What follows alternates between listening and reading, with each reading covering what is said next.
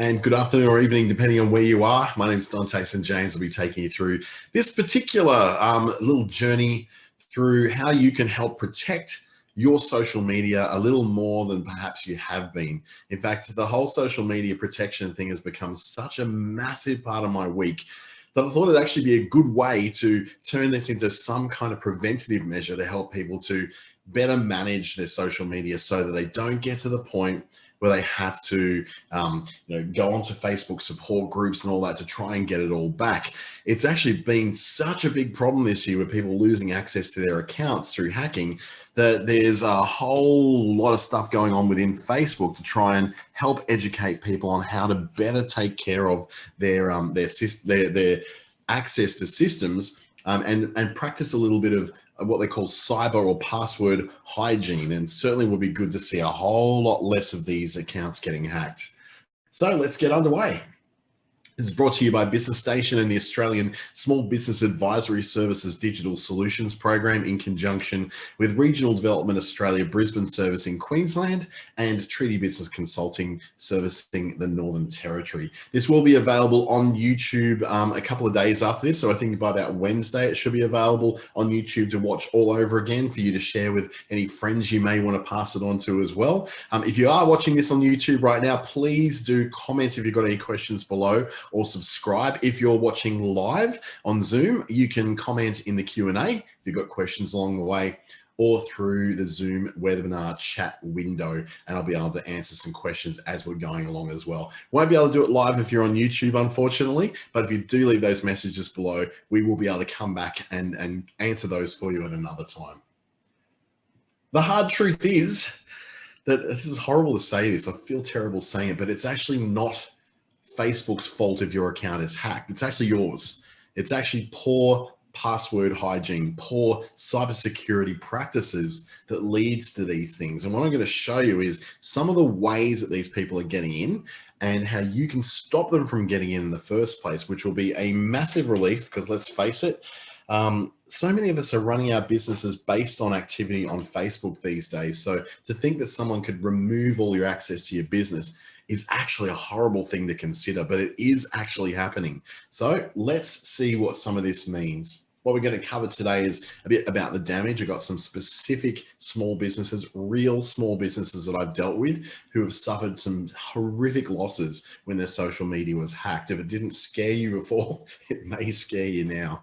We're going to look at how it happens, those three main, what we call vectors that the hackers use to get control of your social media channels. And the biggest one obviously being Facebook, because it's so integrated with so much of our lives. We're also going to look at how you can secure your own social media and also the things that lead into your social media, more about that to come, and securing those around you, particularly your staff and those who are people who are helping you, like your other admins on your Facebook pages and your groups as well. My name's Dante St James. As I said earlier, I'm an accredited digital advisor and trainer, not just with the ASBAS Digital Solutions Program, but also with Facebook's Blueprint program, their Boost with Facebook program, the Google Digital Springboard program, a lot of programs there. I've got a Bachelor and Masters of Information Technology and Business Information Systems from the University of New South Wales. I work with the New Business Assistance Program, the NEAS program across Australia, Australian Industry and Defence Network, Australian Computer Society. And one that I've been really interested to work in this year has been the government's Stay Smart Online program, which is all about bringing cybersecurity into plain English so everyday people can understand what some of the things are they can do to ensure the security of their business, in the very least, online. So the damage, what are we exactly looking at? Well, you look at it in terms of loss of access. Now, when you lose access to your Facebook account or your Instagram account or your LinkedIn account or any accounts whatsoever online, we're talking about blocked access to your business pages. When you lose access to a business page, you're losing access to a lot of the way that a lot of people make their money online. Let's face it, there's really two big gorillas in the room when it comes to all things digital, and that's Google for the search basis of it, and then Facebook when it comes to the social media and the more intimate connections we all have with each other. But blocking access to your business page, which is what a lot of these hackers are doing, is blocking access to you being able to communicate with your customers, be able to answer customer service questions, the ability to be able to place ads, which is a massive one as well. You can't boost posts because you can't even put posts on there. And also talking about blocked access to your actual personal profile. This one can be particularly heartbreaking. I've had that happen twice to me on Facebook before, once in 2010, I think it was, and again in 2018. And how these came about was that I was hacked, first of all. The first time it was somebody set up a duplicate account of mine and then claimed that my account was the fake one. Now, I didn't act quick enough, and so Facebook shut down my account. By the time I came back to go, oh, something's wrong, I'd taken a bit too long. Now they're a little bit better with that kind of particular kind of attack these days. There's a lot more that you have to go through to prove that you are who you are, say you are, particularly if the algorithm suspects that somebody's trying to be you, particularly if they're using your photos or photos that are of you. The AI really knows how to recommend facial features now, and it's very good at recommending that it needs to check to see if there's a duplication there, particularly if it goes, that's a photo of Dante and that's a photo of Dante, that's the same person, that shouldn't be happening. Having blocked access to your profile, but it was particularly heartbreaking, I guess, in 2018 for me, because I lost access to all the travel that I did, particularly in 2014 to 2017, when I was traveling a lot for work and did a lot of international travel as well. I quite stupidly decided that Facebook was the safest place to store all my photos from those journeys. So my trips to America, the South Pacific and Southeast Asia and New Zealand were all lost, all those photos lost because I didn't keep them anywhere else. I've now only got 3 photos from that particular period of time, which was heartbreaking. Now, I'm not a parent and I'm not someone who has a lot of family photos. So thankfully I wasn't losing things of, existential value when it comes to losing 4 years of your photos of your kids. I can't even comprehend how that will feel. But for me, just losing that felt like a great big chunk of my life was taken away from me. I may have the memories, but it would be nice to be able to flick through those moments that I had standing on the top of the Rockefeller Center in New York, looking at the skyline and going, wow, this is amazing. I'll just have to rely on other people's photos at the same spot instead. Blocked access to your ads account is a particularly annoying one. When they've blocked access to this, it means that you might be able to get into your business page, you might be able to get into your profile, but you can't get into your ads account because someone has done something that's got you banned or blocked from being able to act on that, to make ads or to boost your posts online. So these are 3 particular ways you can lose access on something like Facebook or LinkedIn even, and also even on some other profiles like your TikTok, you can lose access to these things as well. Your loss of reputation is perhaps one of the most cutting ones, because when these hackers do get into your accounts, they quite often will post their material on your business page. There's nothing more disempowering than watching your brand, your page that you put years and years of work into, and watching someone else try to sell a dodgy product on there or try to pretend that they're you selling something else. And they're usually pyramid schemes or schemes that are designed to rip people off. They're just nasty, nasty things. So think about that, I guess, before you think, oh yes, maybe I should, relax a bit more about my cybersecurity. In the case of loss of reputation, the hacker often will send messages to the people in your contact list, your page followers. That can be horrific because not only are they posting things to your page, at least when they're posting to your page, it's a really limited audience, but they're posting to people who are following you. Oof. That is just nasty. So to have that happen can be a nasty, nasty attack on your reputation and on the trust that people have in your particular brand or business. And then finally, if a hacker runs up ads in your account, you could wake up to a nasty $3,000 ad bill from Facebook the next morning and go, what the heck has happened? What's happening? And my ad account's being blocked. I can't even get in there to try and take care of this, because usually what they're trying to advertise when they do take over your ad account is things that are not legally allowed on the Facebook platform. What that causes is it'll run for about 5 minutes, get all these people scammed, and then the platform notices what it is and shuts it down, and shuts your ad account down with it. So in the meantime, your name of your business has been the the name that's been going out on these boosted and sponsored posts. That's not the way you really want to be. You do not want this to happen to you. Trust me, it is the most horrible thing to watch a business go through it. And I've had too many one-to-ones this year with people who have had it happen. And it's just heartbreaking to watch that loss of control over their message, that loss of reputation, and I guess too, the loss of momentum with their business, because you can't keep posting on your page. You can't answer those customer queries as they're coming through. You can't do the things that you normally would do when people are trying to reach out to you and you won't reach back. It only makes you look bad, and your existing ads, they stop. So your sales funnels you've been setting up, they break. They're all over. They're done. And this is the nastiest side that you can think of when it comes to when someone breaks into something as important to you as your whole sales process and your whole marketing and online presence. It's so much based around our social media profiles and pages these days, even more so than our websites. And whilst, we seem to have managed to get around the whole getting hacked of the website thing, getting hacked in our social media is just happening. I manage a support group on Facebook that's all about, people getting the most out of their businesses on the Facebook family of apps. And the problem with that is that every day there's another person who's been hacked, another person who's lost access to their page or access to their ads account. And it's heartbreaking because there's not a lot you can do about it, because these things were done with the correct username and the correct password. And these hackers were able to go in and act completely as those businesses in the most legitimate way possible, because things hadn't been set up by that person who owned that business to be more secure.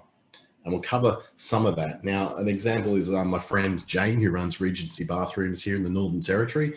She had a hacked account. The access was removed to that hacked account. The access to her page was removed. It's been sitting now it's actually over 4 months. It's about 5.5 months now. It's been sitting in review with Facebook. They have answered her and said, yes, we're now reviewing it. We're in the process of looking at that. In the meantime, she's lost access to 70% of her new business that gets gained via Facebook. That was what she was doing. Now, that number there was before COVID and before all the stimulus programs that came about. Thankfully, she's been able to take advantage of those stimulus programs like home building grants and home renovation grants that are happening in the Northern Territory. But her old sales funnel now to bring in new stuff over a period of time through the Facebook family of apps, through Facebook, through Instagram, through Messenger, is now completely smashed to smithereens. She's not able to get that through, and she estimates that loss of revenue to her business is around $700,000 this year. Thankfully, she's been able to make up for that with stimulus stuff that's been coming through. She's been using other mediums to get in there, and she has fought back now and set up a new Facebook page and a new Facebook presence for herself so she can recreate that. But what she's done is lost all the momentum of the previous data that went into her ad sales funnel, the previous contacts that she had following her, the fans that would do so much good work at spreading the word for her as a sole trader, as a single operator, all on her own, running this as a project manager of bathroom renovations using lots of local contractors. You can imagine what a $700,000 loss to her would do. Now, thankfully, yes, she has had that COVID stimulus stuff come in. Imagine where she'd be if she had that extra $700,000 though this year. It'd be a very different conversation she'd be having. These guys called Lifehub are in Melbourne. They got in contact with me through a Facebook support group. They had a hacked account. Their access was removed to their page. They have regained access to their account. So Chris, who runs that particular page, has regained access to his profile and to his page. He was really fortunate. He was able to get onto this really super fast. But the hacker posted a whole lot of illegal ads, and the ads account has now been banned. Now, Chris used to run all of his marketing through Facebook ads. Facebook and Instagram ads were his lifeblood. Before COVID, that was a way of getting people into the Lifehub gym and signing up for memberships. During COVID, it was a way of getting people to do the at-home workouts that he was so good at arranging. When these hackers got in, they spent $7,000 of ad spend on stuff which was not meant to go online. When Facebook caught up with it and turned it off, they also turned off the access to his ads account. Now that ads account access has still not been restored, but he's now been able to find a way around it. But in the meantime, in that 2 to 3 months that he lost an estimated $220,000 of business that's attributed to what he normally would get through there in that period of time. Yes, these might be businesses that seem to be a lot bigger than yours, and that losses may be a lot bigger than yours, but these are people just like you and I. Both of them sole traders, not companies, not corporations, sole traders, just like you, just like me, people who are just trying to make a buck by creating a business through an idea and a belief that they're doing the right thing in life. And then facing these problems they never expected to face because they thought they were fine. They thought that their things were safe. They thought that their email was safe, which brings us, I guess, to how it happens, how these hackers are able to get into these accounts seemingly so easy. 87% of hacked social media accounts are accessed via your email. You think about it. What is the email address you have associated with your Facebook account? What is the email address you have associated with your LinkedIn account, with your Google account, with your Instagram login? All these things usually go through the one email address, right? So when you think about it, you go, well, if I got access to that one email account, I probably got access. I've got the keys to the kingdom. I can verify anything I like, change passwords, change access, all because it gets approved through that one email account, right? That's the case that most people have. And if the setup of that particular email account isn't particularly secure, then you can see how hackers can run absolutely rampant with your information and change all these things. It starts with poor password practices, people containing passwords that have the names of their pets, their children.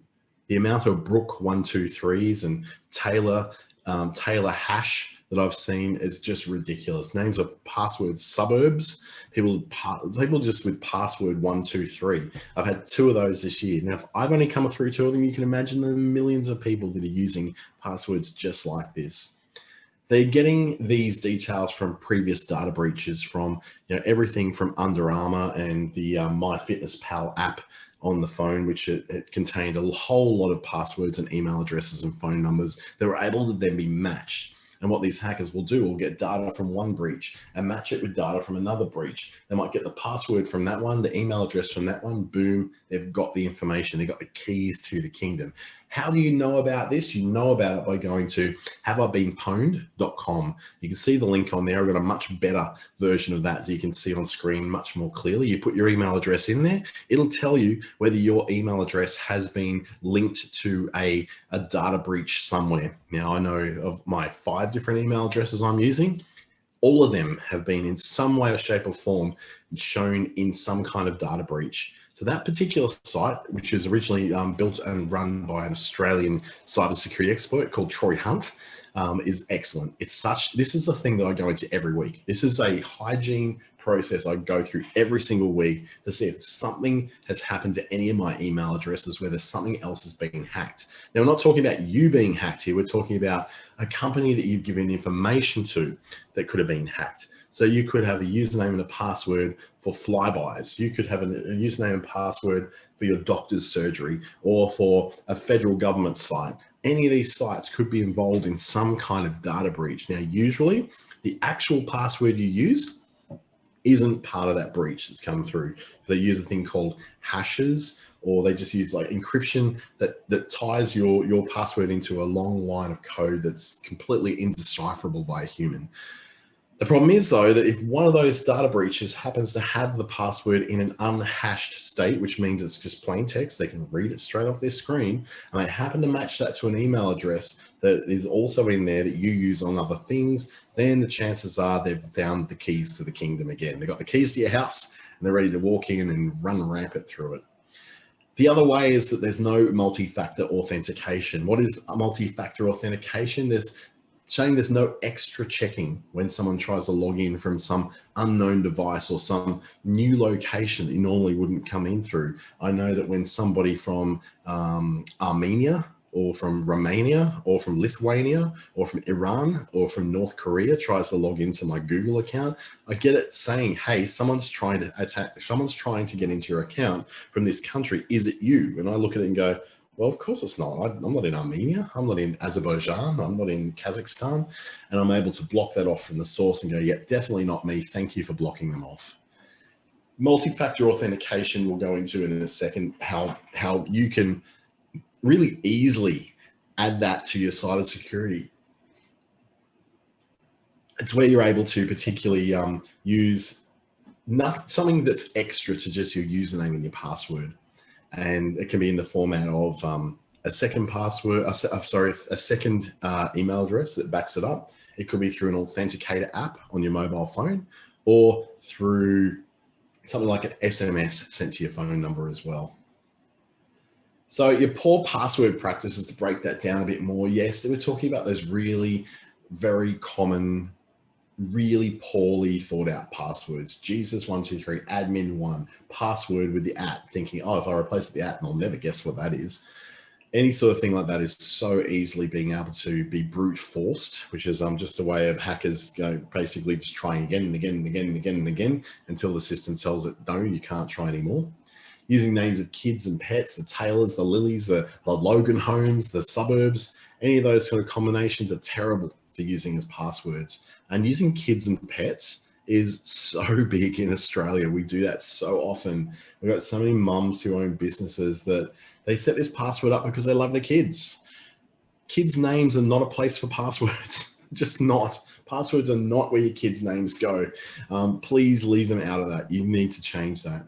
And using the same password everywhere is a massive problem where you're using it on your email. It's the same one you're using on your Facebook, as your Instagram, as your LinkedIn, as your Google My Business, as your bank account. Using that same password everywhere is really asking for trouble, because they will try in multiple places to get into multiple systems to get the biggest impact they possibly can out of the breach that they've managed to be able to get in. They get into one thing, you can guarantee they're going to try and get into other things as well. Your previous data breaches, that is the link again if you want to look at it. It's like have I been owned, but they replaced the O with a P. So it's pronounced have I been pwned. It's a very old internet joke of how people tend to misspell things online. It shows if your email address has been shown in a data breach anywhere in the world in the last 10 years. Really handy for that, because it gives you an idea that says, if I'm in there, I need to change my password on absolutely everything that uses that particular email address as the login right now, immediately, no delay. Make sure you change that password. This is, as I said, I go in here weekly. Now, just about every week, there's nothing in there. There's nothing new in there for me to learn. But sometimes something new will pop up, and they're usually an American company or a loyalty program with an Australian company, or it could be a data breach that's happened in a doctor's surgery system, which is not one doctor's surgery, but the system that they use, or a credit checking system in Australia or America can be where these have shown up. If you show up in those, you need to change your password straight away. Even if this breach happened in 2016, they haven't used that against you yet. They eventually will when they find another data breach that delivers the password straight along to them as well. Using multi-factor authentication is, like I was talking about before, the text messages, the authenticator apps. Your phone number is a really good method as a backup. So it'll send your phone an SMS to say, do you approve of this? Here's the code to put in. And you put in the code, and it's that one extra step that's added on to just the username and password. Is it annoying? Is it inconvenient? Absolutely yes. It will slow you down by an extra 15 seconds. Oh my goodness, the world won't crumble with 15 seconds of extra wait. A second email address is another way that can often do this. So you don't just log in with your normal email address. It then goes with a code that goes to another email address. Now, this is not the very best method out there, because often if they're into one of your email addresses, they're probably into the other one as well. So you want to, with your multi-factors, with your multi-ways of authenticating, make sure you're in more than one place. So not just email, not just phone, but maybe a bit of email, a bit of phone, and a bit of this third one, which is called an authenticator app. Now, I don't know if you've got Google Authenticator or LastPass Authenticator, or you may have something like Facebook Authenticator. They've got their own one, as does Microsoft. They've got an Authenticator app as well. And these Authenticator apps, what they can do, you scan like a QR code that's on your screen, you scan it with your phone, and it says, okay, now I'm authorized to be one of the authenticators for this particular program or this site or this service. Then what it will do is go, what's your username? Yep. What's your password? Yep. Okay. Now put in the code that shows on your Authenticator app. And that's a much, much safer way to do it because it's only available through one mobile phone. The only way that someone will be able to get control of that is if they had your phone and were able to get into your phone, which is incredibly rare because, let's face it, the hackers aren't running around trying to steal your handbag. They're sitting in their basements or in their bedrooms and they're playing laptop computers trying to hack that way. Or they're automated processes that can't exactly leave their computer to go and mug you to get your handbag. So how do you secure yourself with all this? I think you've got an idea of doing all those things, right? Well, the first thing to do is to use something like a password manager to change all your passwords immediately to something a lot more secure than what it is. If you've got your kids in your password, you've got your dog in your password, if you've got anything that's identifiable by something that's on your desk or something that can be looked at on any of your social media profiles publicly, that someone has learned about you just by simply reading your profile, then that needs to be gotten rid of. It can be nothing to do with you or your life. It has to be something really kind of stupid. A secure password is something like that one I'm showing on screen right now with the, you don't necessarily have to remember all of that, or you can do a version of that you will remember. But this one password is only to get into something like a password manager, something like LastPass or OnePass or KeePass. Any of those systems, they are free to start with. You don't have to pay a lot to get them. I pay the premium because to me, it's absolutely worth it.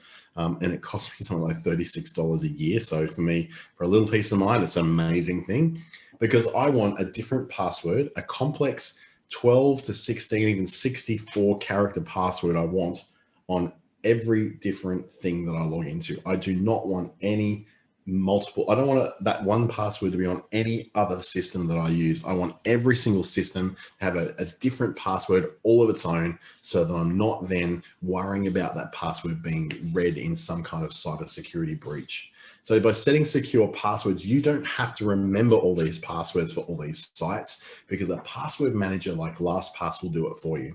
LastPass you can attach to your web browser, so it then does all the logging in for you and it remembers the passwords for you. It even has a little generator that will generate the new secure passwords for the new sites that you want to sign up for.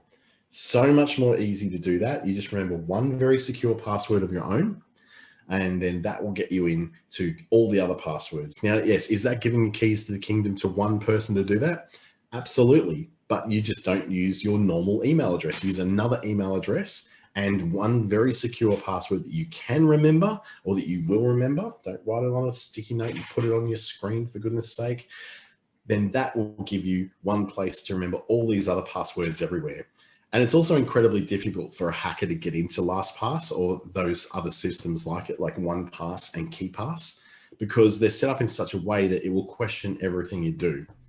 It's also got a fun little feature in it, which is, I wouldn't say fun, but let's just say I died tomorrow.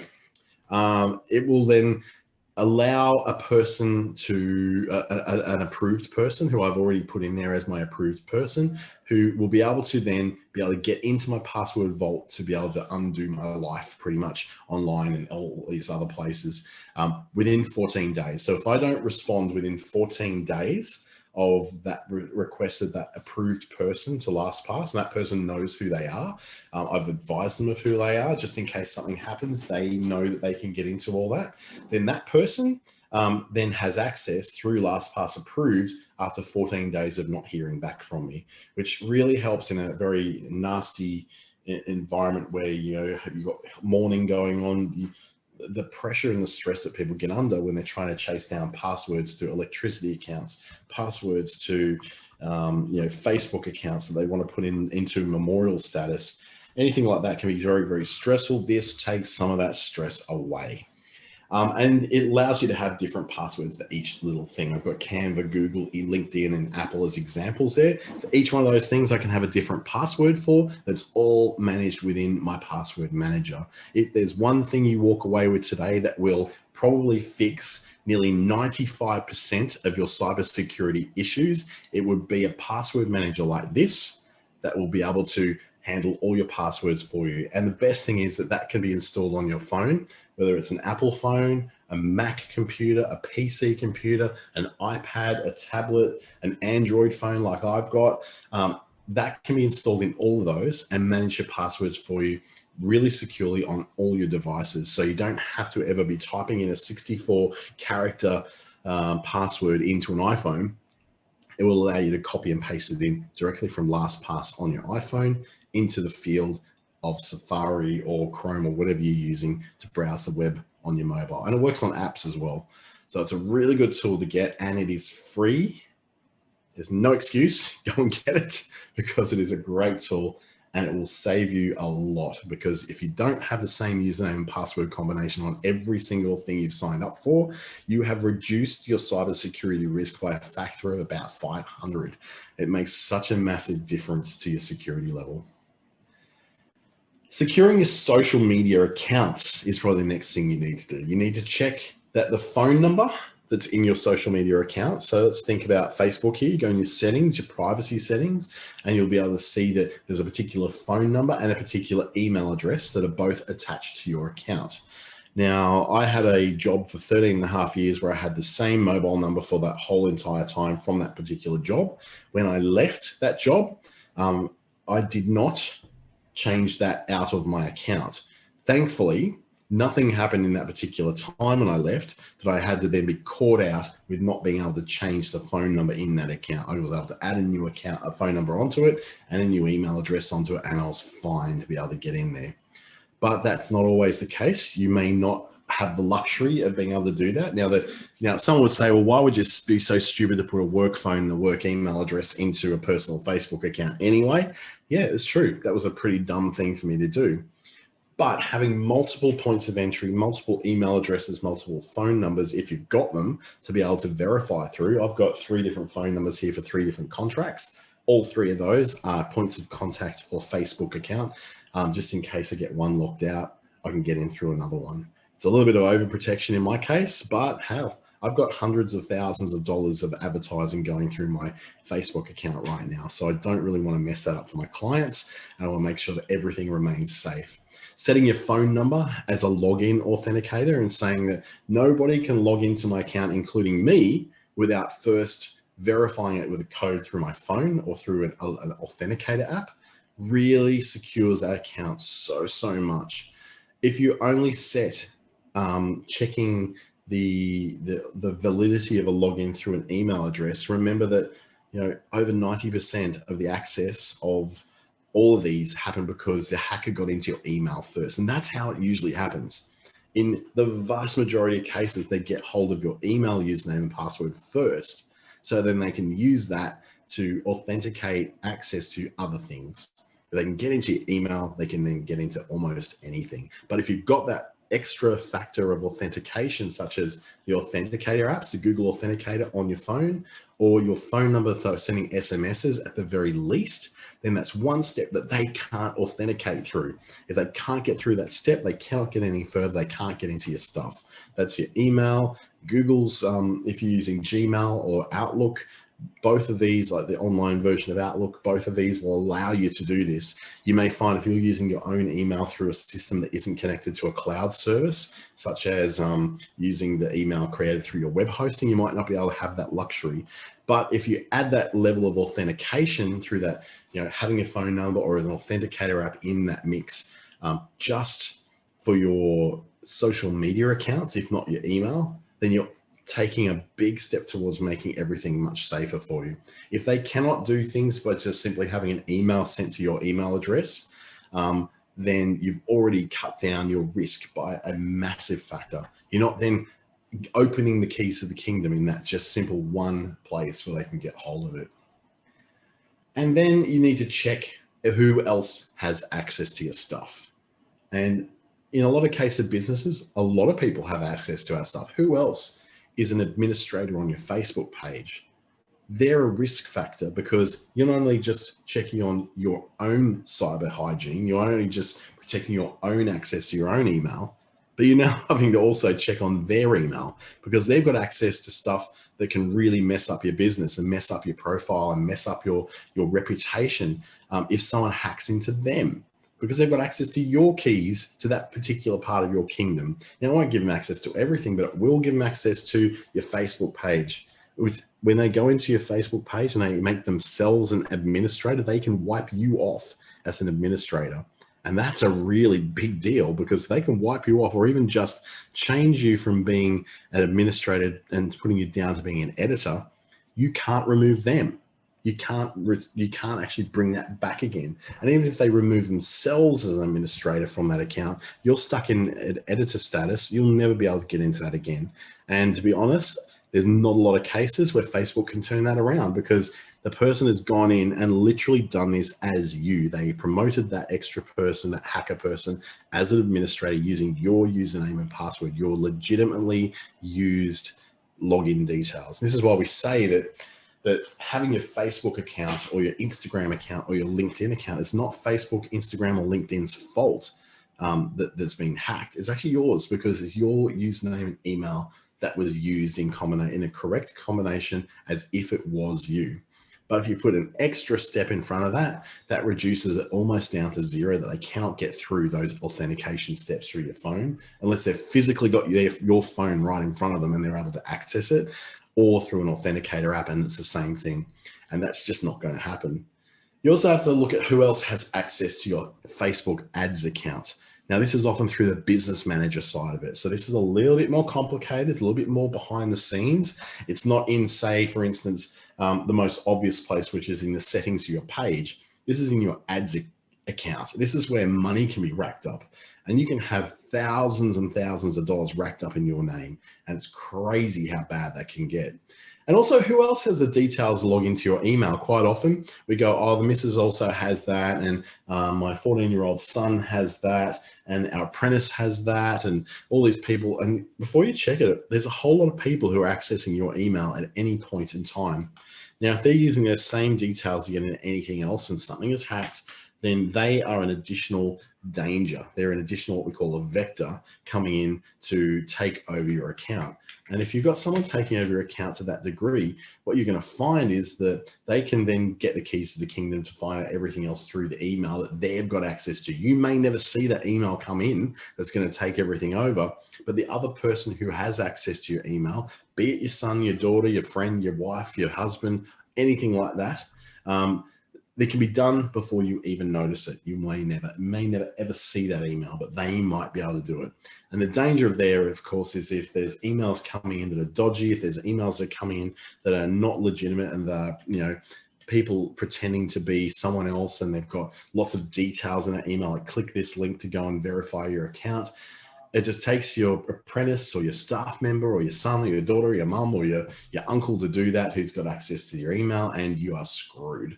So you got to make sure that when there's people who have access to your Facebook ads account, to your Facebook page, to your email, that you've got to make sure that not only you are being secure, but also they have to be secure. And the more people who have access, the more danger you could be in. I'm not saying don't give people access. That's actually definitely not what I'm saying. I'll just say that making sure that you don't necessarily add everybody to your account as an admin on the page. Just have them as an editor on the page, because they can't remove anybody. So if they're going in through some other way, not through you, they're not able to remove you as the admin of your page here. The same thing with a Facebook ads account. You just make sure that you don't add people as an administrator of your Facebook ads account, just as an analyst or as an agency, for instance, not as an admin, because when they're an admin, they can make changes to the account, they can kick you out, and they can just run rampant and spend whatever they want. And who else has the login details to your email? Well, I would say probably nobody should have access to your email, except maybe one trusted person, but that very trusted person has to be extremely trusted and be someone who's perhaps your IT person, if you're an IT person, someone who you know for a fact has incredibly tight security, and they make sure they use things like LastPass to hold their passwords rather than just having it on a piece of paper that sits on the back of a business card that sits up on the corner of their monitor there. You don't want that. It's such a danger. So how do you then secure those other people? Because we've now gone, well, we know what can go wrong. We've been able to look at how we can secure our own position on there, but how do we now secure the rest of the people who do have access to our stuff? When someone else has admin access to your Facebook business page, anyone who hacks them can remove your access to your Facebook page at absolutely any time. Now, I've already said this before. This is probably the one thing that so many of us get caught up in, is losing access to our Facebook page. Just remember that if someone's got admin access to your Facebook page, they're also able to remove you as an admin on that Facebook page, whether it's them or whether it's a hacker who's using their details to do that with. When someone else has access to your ads account, anybody who hacks in as them can run ads and rack up costs in your name. And there's not a lot of return for that. If they spend $700 on your ads and those ads are legitimate for a product that won't be banned by Facebook, it doesn't matter that you say, no, that wasn't me, because as far as it's like a he said, she said kind of situation. Facebook will go, well, your username and email address were used. It was valid and it was authenticated. How can you prove that it wasn't you? So it's one of those things where it's a very dangerous thing to get people to have access to your ads account who are not adequately preventing themselves from being hacked. They're not adequately protecting their email account from being hacked. They don't have multi-factor or two-factor authentication plugged into their own Facebook profile. So even if you've done all those things for yourself, they have to do it for themselves as well. So they're then able to make sure that you're safe, they're safe. The chances of anyone getting in there is so remote that it's basically non-existent. And finally, whenever you hand over the keys to your social media, email, or anything else to anyone else, you're relying on them to be cyber secure. Now, I don't know about you, but I don't have a lot of friends who are cyber secure. They don't think about these things. In fact, I would safely say that 90% of people in Australia today don't think about cyber security. For them, it's a username and a password, and it's an annoying thing when they have to put it in. So they'll have them one password they know they'll always remember because it's so common to them and they know it so well. Just about all of us will follow the path of least resistance. We'll follow that path which feels really easy for us to operate in and super easy for us to remember. The problem is that that easy path for us is an easy path for everybody else as well. If you're using a very easy to guess password, it will be very easily guessed by someone else. Remember that if someone has the keys to your social media or email, you're relying on them to also be as secure as you are being. So it makes you think, who else has got access to all my stuff? Who else has all the passwords that I could possibly have?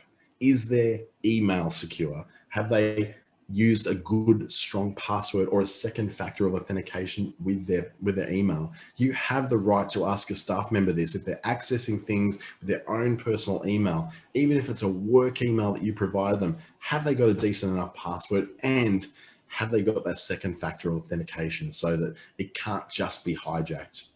Is their social media secure? So if they're doing things on your behalf in Facebook and Instagram, are they using passwords in a strong way, or a multi-factor authentication place? Are they using like a phone as a backup for that? Are they using an authenticator app on their phone as a backup to that? Or are they just simply entering a username and a password and off they go? Do you and they have cybersecurity insurance? Now, if they're staff of yours, they should be covered by your own cybersecurity insurance. But let's face it, insurance is not going to fix the problem.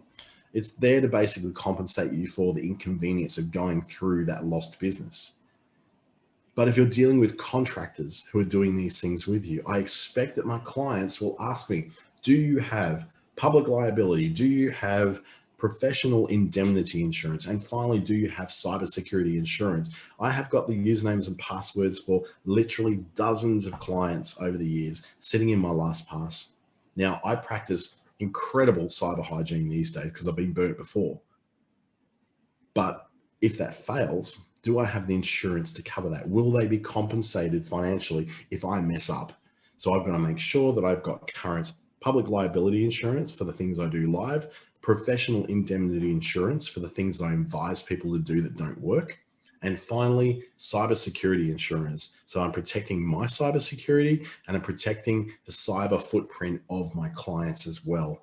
And if they don't have these things, please do not hire any kind of contractor who doesn't have this in place, because if they don't know that they should have this, then they're probably not that cyber secure and they're not going to look after your details in a very secure way. And of course, that professional indemnity insurance too covers when they're giving you advice in such areas that may be somehow compromised in a cybersecurity incident. So the takeaways, this has been a really quick one tonight, but it's got so much important stuff in there for you. The takeaways are to use very secure passwords all the time. Don't use the same password for every single thing that you do, because you will get caught out. Make sure your email, number 2, is secure, that you're using a specific password for that, and that when you go to log into your email, it doesn't just automatically log you in every day. It actually forces you to put in a username and a password that's backed up with authentication. Preferably it goes through your phone. So whether that is an SMS that goes to your phone with a code that you enter in to approve that login, or it uses something like the Google Authenticator app, which then is tied to your phone as well. There was a problem with the Google Authenticator app there for a while where it was stuck on your phone. If you got a new phone, the authenticator didn't come with you and then you'd be in trouble. Now you can transfer it from one phone to the other, but you do have to set it up on the new phone first before you get rid of the old phone. So make sure it's the very first thing you do when you get a new phone, that you can set it up on the new one over Wi-Fi before you take the SIM out and put it into your new phone. Use multi-factor authentication and turn it on. We're talking about those authenticator apps. We're talking about making sure that everything that you can possibly do multi-factor authentication with is done through approving it through the phone or approving it through an authenticator app. There's no safer way of operating than doing exactly that. And then also make sure that you secure your people, secure them as well as yourself. So hopefully, if you ever do have these problems, that you will have all the things in place that will stop this from ever happening to you. Got a great little comment here saying that FAR had 2-factor authentication and regularly changed your passwords and your business manager accounts were compromised and they got in and removed you as an admin on the accounts that you manage. Such a common story. So far, all the funds you were stolen were refunded. That is so good to hear. Well done. Now, how can I now run ads on my Facebook pages? Can I link my new business manager page to an existing business pages? Yes, you can. And can I ever again regain admin rights to pages? Most likely not. You cannot retain your admin rights to pages again once they've been removed. It's a very unusual thing where it happens. I've only seen it once in the last 3 or 4 years where it actually has been able to be turned around. But once you've lost those admin rights to the pages by another admin that was on that page, you're gone. You are out. Your profile is still banned to run ads as much as you were the victim. You've appealed and resent your identity particulars of what you do now. Yeah, this is a really hard one. This is what I read every single week. If that ad account is banned, it's time to set up a new ad account. And if I was you, I'd actually be going as far as, since your ad account was banned, you had funds that had to be refunded, you've had Facebook pages removed as well. What I had to do in 2018 is I had to set up a brand new Facebook account from scratch. Then I had to create brand new business pages from scratch. I know it's pretty severe. And then brand new ads accounts with those from scratch. But you cannot sit down there and do it all in one step. You have to do one thing at a time. Set up your new Facebook profile on day one. Come back a couple of days later, set up a Facebook page that you are now the admin of. A couple of days later, come back in, set up an ads account and attempt to run your first boost. Now, in my case, I couldn't even use the credit card that I'd used before because the black mark had been put against not just my profile, not just my pages, not just my ad account, my business manager, but also my credit card number. I couldn't even use that credit card number with Facebook ever again. So I had to use a different credit card. I had to go and get one of those Australia Post load up cards, the reloadable ones, to be able to do this. It's a nasty, horrible thing to go through. The problem is that when these things are done, these hacks are done, they're done through getting through either your own access and doing what looks like a legitimate transaction, or in your case, it was all done through your business manager, through other people that had access to those. So that's a horrible thing to go through. And I wish there was a much better news story at the end of that. There's not. Which is why I guess we got this particular webinar on, is to help prevent this from happening to other people again. I suppose thank you so much for sharing, the story that you had there, because that is heartbreaking. It really is. And I remember how stressful it was for me. On the funny side of it, it happened literally half an hour before I was going on stage in front of 70 people to present how to use Facebook ads. So my Facebook ads account was banned as I was about to go on stage and present how to use Facebook ads. I laugh at it now. At the time, it was very stressful, but I have recovered. That was 2017. 3 years later, it probably only took me maybe about 3 months to regain everything I'd lost. And as I was able to go and create these new pages, I was able to then mark off those old pages I no longer had access to as being fake pages. And I was able to then go ahead with my new pages as the legitimate pages.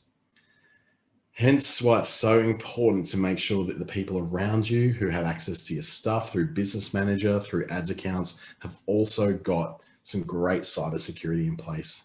And that may take you to be the one who needs to train them. A bit hard though, if you're dealing with people offshore, dealing with people in remote locations, that could be a little difficult, but it is so very, very important. To find out more about the whole cybersecurity thing, or if you've been hacked, or if you've got a cyber crime that you believe has come against you, your first port of call is the Australian Cybersecurity Centre. I would do that even before I went to Facebook. Go straight to the acsc.gov.au website. There's a report a cybercrime button there. They may even ask you to put in a police report.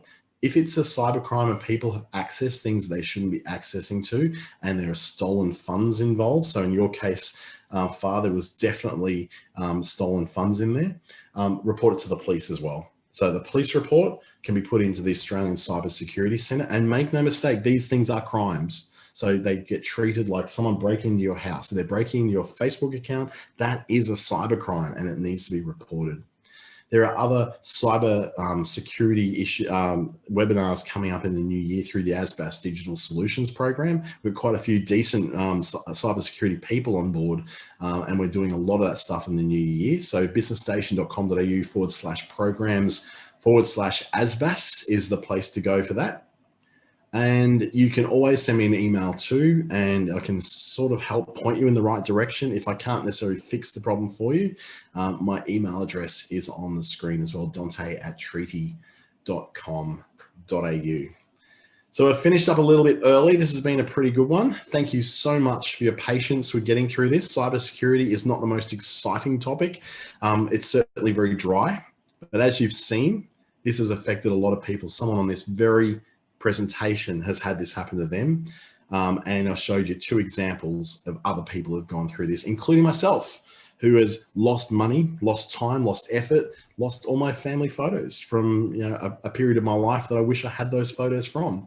So these things can happen, but they can just as easily be avoided just by putting into place a little bit of patience and making sure you're doing those right cybersecurity things. If you'd like to watch this again, it will be available on YouTube a little bit later tonight through my channel, Dante St James, just search me on YouTube, or through the Business Station channel on YouTube in the next 2 days. Thank you so much for joining me. You have a great night, and I hope to see you again soon.